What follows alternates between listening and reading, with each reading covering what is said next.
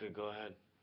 I was trying to explain to my son Nicholas Ludwig Wittgenstein's big step forward in his language philosophy, which is the idea about family resemblances. Like if you say, as a true statement, the sky is blue, and let's say you apply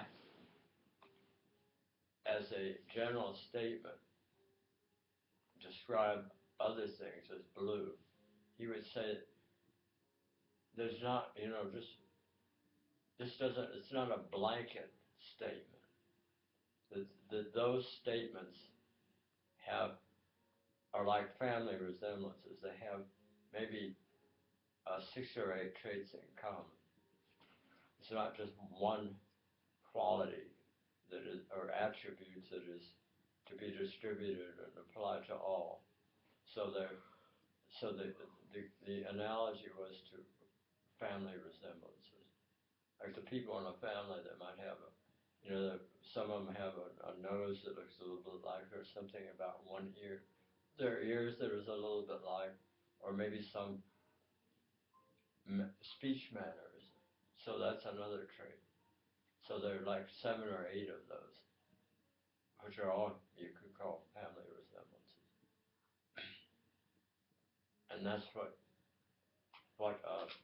these truth statements are like. He had in the Tractatus Logico Philosophicus, which is the most difficult of his works. It's a lot about logic, and he had truth tables where he would mark a series of statements, true or false. You just have a box at the top, and all the statements down. T, F, or F, not both. Can't be both. It's an either or situation in logic. Like Kierkegaard's idea of either or, not both, which he lays out in his concluding scientific postscript, in which there's the marvelous essay, The Diary of a Seducer. It's one of his best works. And then Nicholas got into that and listening to a philosopher talk about astrophysics and the idea of multiple universes, and the fact that you have to get into a series of causation, and there has to be a concept of before and after in order to talk about any kind of symmetries between these multiple universes and regularities of any kind. So my idea is that when it comes to causation, having read a wonderful essay by Bertrand Russell about causation, that before or after, not both, maybe never either, maybe neither always, never both. So that my conclusion was that we cannot accept the concept of time as making sense because it's ambiguous. What did Wittgenstein think of Bertrand Russell? Well, he had a great respect for him, and they both, the philosopher was Gottlieb Frege, who wrote a book about reference and meaning, who they both respected. Now, Wittgenstein had come to Cambridge to study engineering there, mechanics and that sort of thing. And that's how he got started, by reading Frege and then got reading Russell, and was a stern critic of Lord Russell's works. And of course, Bertrand Russell was one of the greatest symbolic logicians of the 20th century. The next one, who was even of a higher quality, was Willard Van Orman Quine, who went to Oberlin College, then Harvard for a PhD, and then later studied with some very, very distinguished logicians in Poland, and went around the world, even to Portugal, to seek out the best logicians in the world. He was a professor of philosophy when I was an undergraduate at Harvard in the philosophy program, with my tutor Marshall Cohen, and of course Quine's disciple was Burton Drebin. I did not study with him. I audited a couple of courses of Quine's. I used to see him as an old man, 95 years old, at the Harvard Faculty Club, fumbling around in a clothes closet for his coat. Did you ever have 95 years old. Did you ever talk with him? Yeah, I mean, actually, I got one of the people teaching expository writing with me when Richard Marius was the head of the program, to get into the idea of revisions, of going to these great people who were at Harvard, like Quine, and asking if we could see one of the pieces. He's written an essay or a chapter of a book that he has revised. And of course, when he revised them, what a great mathematician loves is elegance and concision. And to a fault, he would get them pared down so much that you wish he'd done more, written longer to explain. They were almost too elegant, too tight. You wanted more explanation. And so I did actually talk to him about this thing that he gave us, that we distributed around to other people teaching in the expository writing, and we talked about it. I got them all interested in the idea of revision, and I would urge people to let their students revise their essays. And if we did a lot of comments on a paper by a student, the point is to give the student the chance to redo it, to take all our comments and make the corrections so that he got it right. Don't just leave a paper covered with red corrections or stuff in the margins about what's wrong with the argument or how to make the evidence more convincing. But let him redo it and get it right and have that experience of getting it just beautifully right, and not leave it undone, but finish it. A finished piece of writing, revised and corrected and proofread a couple of times so there's no typographical errors. So that's why I got people into it. I got fascinated with revision because my best friend when I was still in prep school was Walton Litz, who had done his PhD thesis at Oxford on revisions of Ulysses by James Joyce. And he later was chairman of the English department at Princeton. And my English teacher was one of his best friends, John Silver, who got the senior essay prize when he was at Princeton.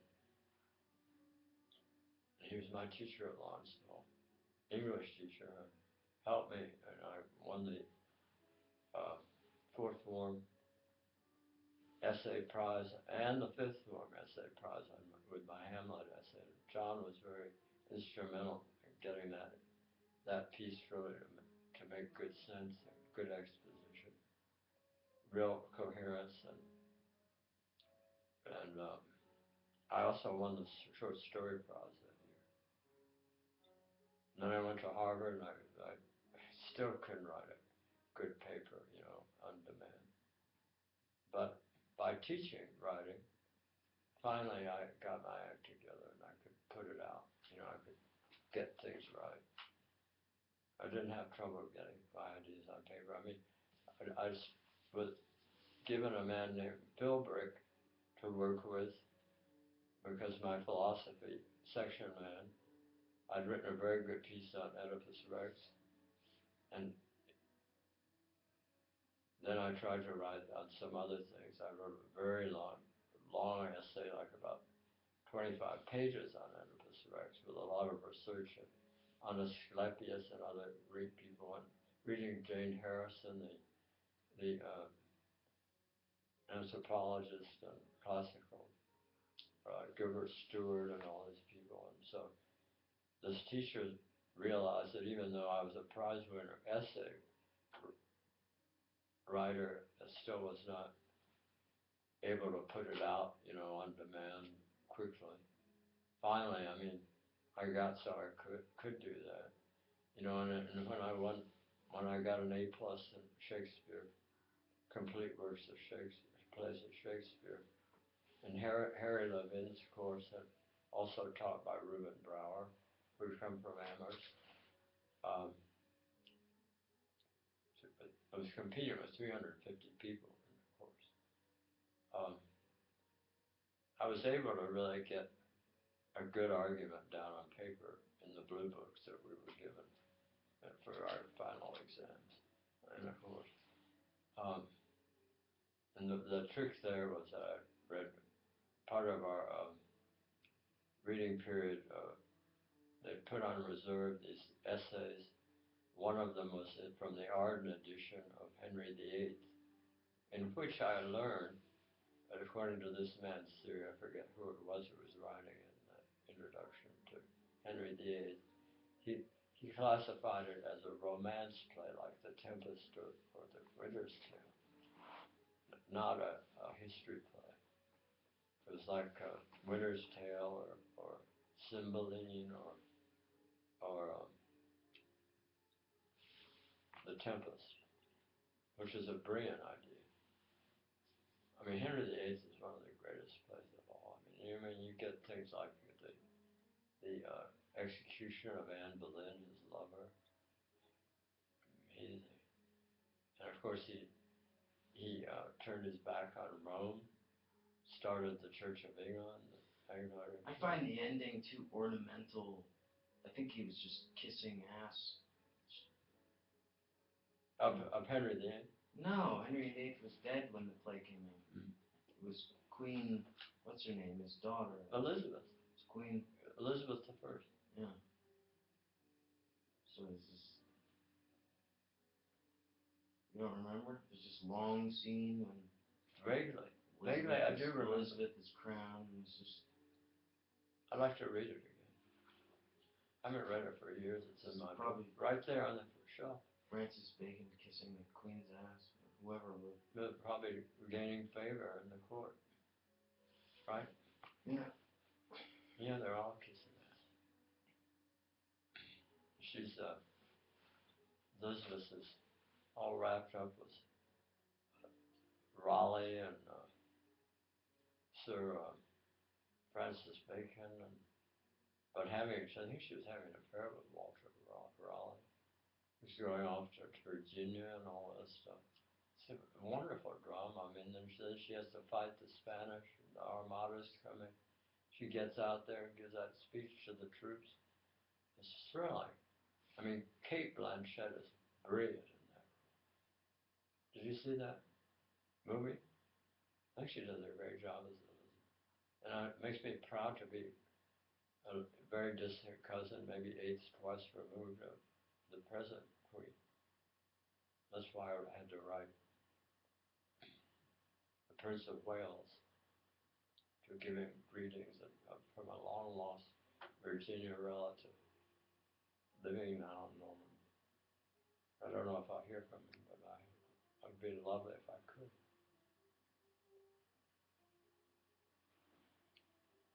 Not in a position to try to buy a title.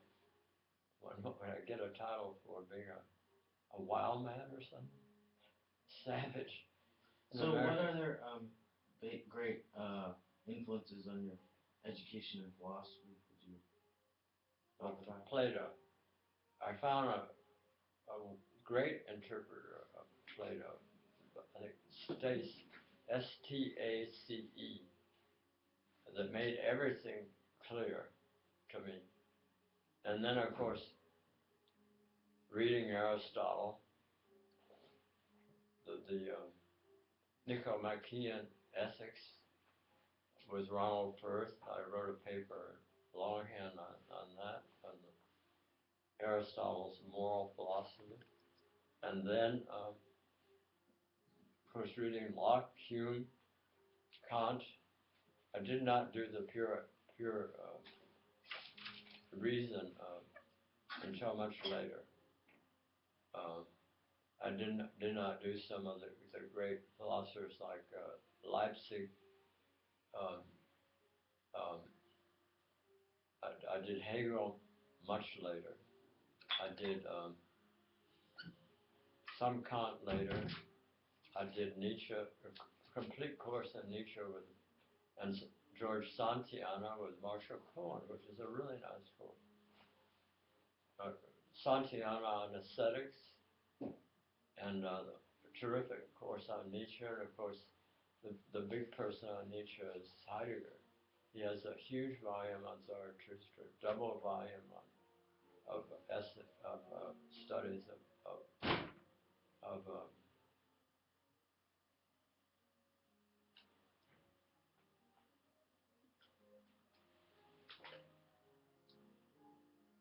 also sprach Zarathustra. And when Zarathustra is lying there, and the snake crawls into his mouth and bites his throat and way down in his throat. You know, I mean, Heidegger has some things to say about that. You don't know that, I bet. The snake crawls into his mouth. He's lying there, you know, on some bank of just maybe having a nap or something, or just breathing the mountain alpine air. And a snake comes and climbs into his mouth and bites him way down in his throat. Doesn't kill him. Not a poison serpent. Just probably I don't know what it was. Not a rattler or deadly poisonous thing. But I mean, it's such a wild idea.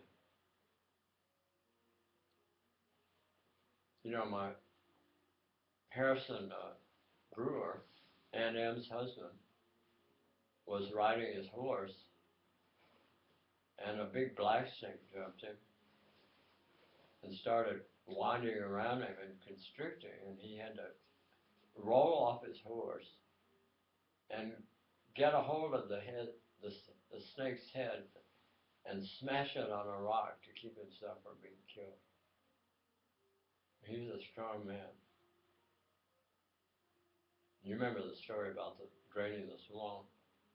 He pulls out his 44 lever action. We'll start over, because you're starting at the end of that story. Start in the beginning. All right, well, one day he went out to survey his property on his horse with his 44 lever action rifle in his saddle holster. And who is this guy? Harrison Brewer. What relation? The wife of Aunt M, my Not father's the wife. aunt. You just said the husband of Aunt M. And Aunt M is my grandfather, David Ellsworth Van Vactor's sister, who was 6 feet tall. I mean, he was 6'4". His brother was Uncle Lincoln Van Vactor, was 6'4", 240 pounds. But David Ellsworth was only 6'4". My father was not as tall as his father. He was 5'11". Probably always felt inferior to his father because he didn't get to 6'4". Anyway, and I got none of those tall genes because my grandmother was 4'10", like sweet Janie.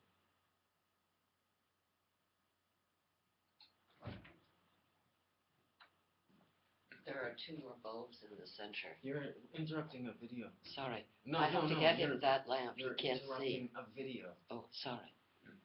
He needs this lamp here. Great. Just stopping it.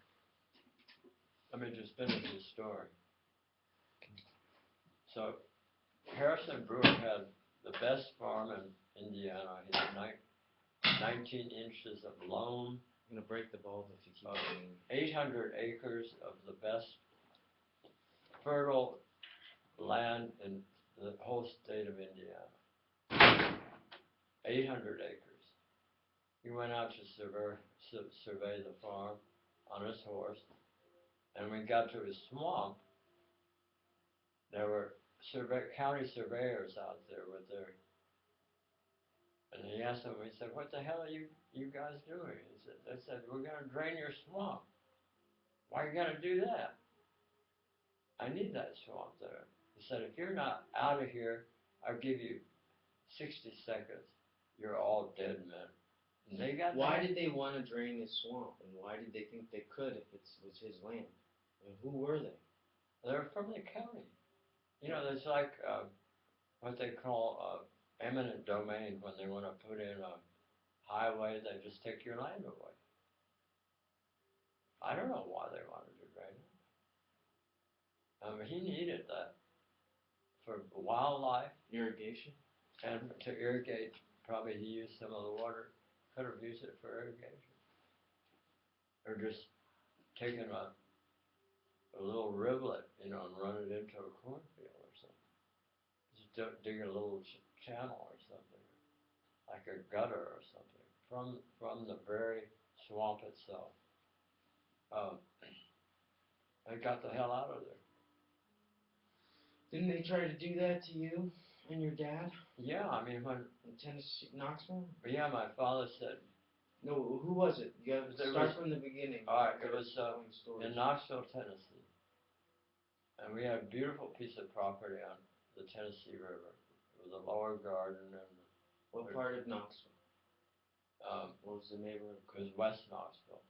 Kingston Pike, 2824 Kingston Pike. It was about 10 minutes from the University of Tennessee, down Cumberland Avenue. And we had a hard driveway to get into, and then came down the hill, and there was a parking place, you know, under this huge vine of a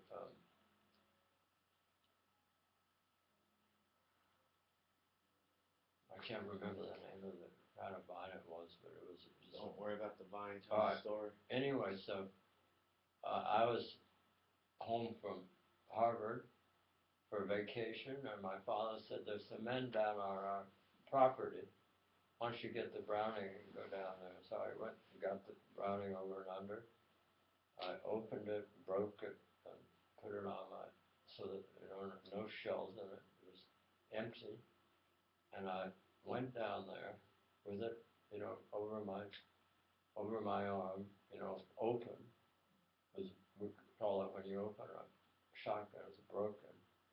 So I went up down there and I said, "Why are you here?"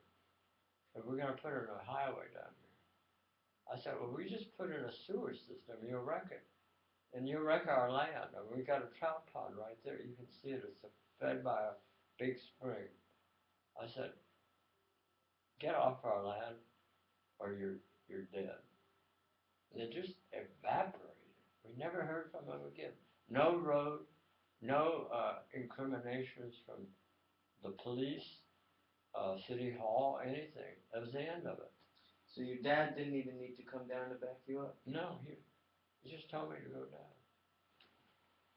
And then another time, of course, my friend Tom Asher was visiting with his wife and daughters, Robin and Shannon, and their VW van, come down from Vermont. They were in our driveway, sleeping overnight, and they had dinner, and this workman had been doing some work on a kind of glass cloth paper made out of this rough kind of looked like made out of pieces of grass cloth they called it. It was quite pretty. My mother was redecorating, and apparently this hillbilly who was doing the work with his assistant named Kenny. There was a vase she had that she couldn't find. He'd either misplaced it or he'd moved it somehow. It was probably on a shelf. Maybe had painted the shelf. And so she asked about it. He said, I don't know where it is. So my father brought him in, on the carpet, as he used to say, and said, my wife can't find the vase. She said, I don't know where it is. I had to move it because I had to paint the shelf. All right, so Daddy said, and Tom was there, and Tom was a good hunter, like us, and he said, go upstairs and get the brownies, both of you.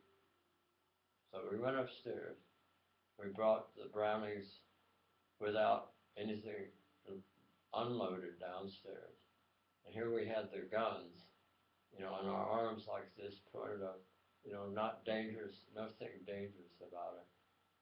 But he humiliated this man. I mean, these are the kind of people, if you go on their land, they shoot you with a rifle, you're dead. You're on their land, you can't prosecute. They have the right to defend their land. All right, so he said, my wife is very upset about that, Kenny. If you can't tell me where it is, if you ever step your foot on our property, you're dead. You understand? This guy started trembling. He was so angry. And we could see him coming down here with his henchmen and threatening us or robbing us or whatever. But this guy said he apologized. Said, I didn't break it. So did you ever find the boss? No, we never found it. And I don't think he did break it. But he was scared shitless. And we never saw hide or hair him again. And it's a hell of a thing to do to certain people with the guns in their hand. That is really going far. And it's dangerous. One hopes one never is in a position to have to do that. Especially that kind of person. I think your dad went too far. Well, he also put me in jeopardy, and Tom, too. I mean, I asked Tom about this. He remembered it. It was all true. It's a true story. It's unfortunate to have a situation. A person is trying to do decent work for you. It's too bad that whole incident developed. And it could have been handled better, I think. My father was such an irascible, hard-ass person that he just wouldn't put up with shit. And he had this example of his uncle, Harrison Brewer, so he thought he could get away with things like that. And of course, when the chicken thieves were really threatening her livelihood and got into the chicken pen, and she heard them walking, she leans out the window with her rifle. I don't know even what caliber it was, whether it was like a 44 or 22 or shotgun or what. Anyway, she hit one of them in the arm, and they said that the expression for that was winging a person, and they killed the other. So she badly wounded one and killed the other. All right. Well, his best friend was Wayne Vanderbilt, who was mayor of Argus, Indiana, where they grew up. Daddy asked Wayne about the incident, and Wayne very seriously said, Dave, please don't mention things like that. Never mention that again. Obviously, she could have been prosecuted, and there could have been a trial. She probably would have gotten off as a widow, afraid for her life, with thieves, stealing the things that she nourished herself with, her chickens, and a person who was probably afraid in the night smoked a clay pipe, had this rifle by the window, and just pushed out the window and boom, they're dead. Anyway, Wayne said, please don't ask me about things like that. And he was quite angry with my father, actually.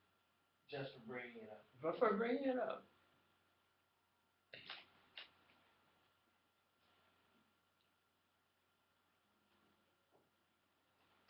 I think we've covered that.